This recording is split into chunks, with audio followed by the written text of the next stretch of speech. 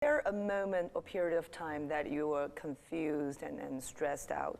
You know, I have nothing to hide in the sense that I have had periods of my life where my outer self was extremely successful and my inner self was extremely empty. In those days, probably I was successful on the outer self, and on the inner self I was sad, empty, and I had my difficulties.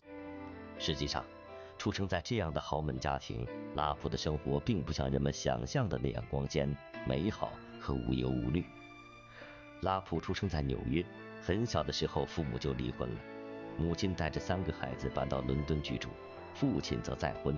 从小，拉普就在纽约、巴黎、伦敦和里约热内卢等城市之间来回搬迁，过着动荡和没有家的生活。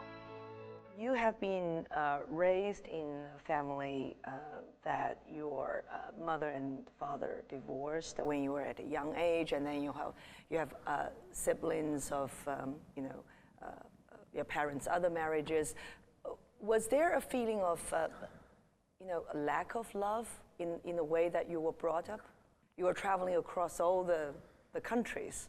Was there a moment of lacking of settling down? I think that the luxury and difficulty I have to overcome in my life is the fact that I had to find a base.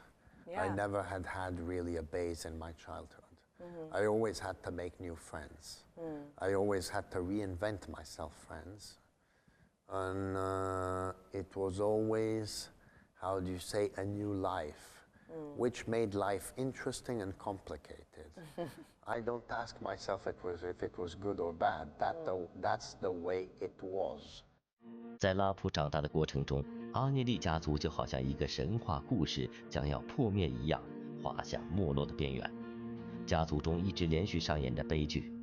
拉普的舅舅乔亚尼·阿涅利唯一的儿子埃多阿尔多患有严重的心理问题和毒瘾。因此，这位商业大亨从未想过把家族企业传给他，而是选定侄子阿尔伯图作为菲亚特的接班人。但是阿尔伯图却患了一种罕见的胃癌，42岁便英年早逝。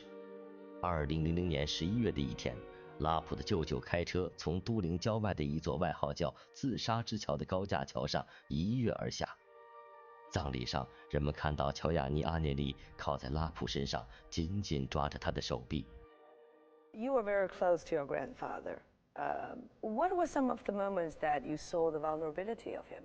I guess that was when your uncle and cousin passed away. My grandfather was a great man who represented Italy at its best. My grandfather, as every human being, has had difficult moments, positive moments. But what I can say is that he's a man who always stood for his country, for his company, for his family, and always gave everything he could for all of them. Then, as every human being, he has had very difficult moments. My cousin who died at 42 of lung cancer, my uncle who suicided, or other difficult moments. But what I can say is that I've never met until today yet a man who stood with pride and dignity in each and every difficulty that he encountered. And he has been able to go through them with a dignity and elegance, a refinement, and a behavior which I do not see in many people around the world today. What was the impact of the passing away of your uncle and your cousin upon you?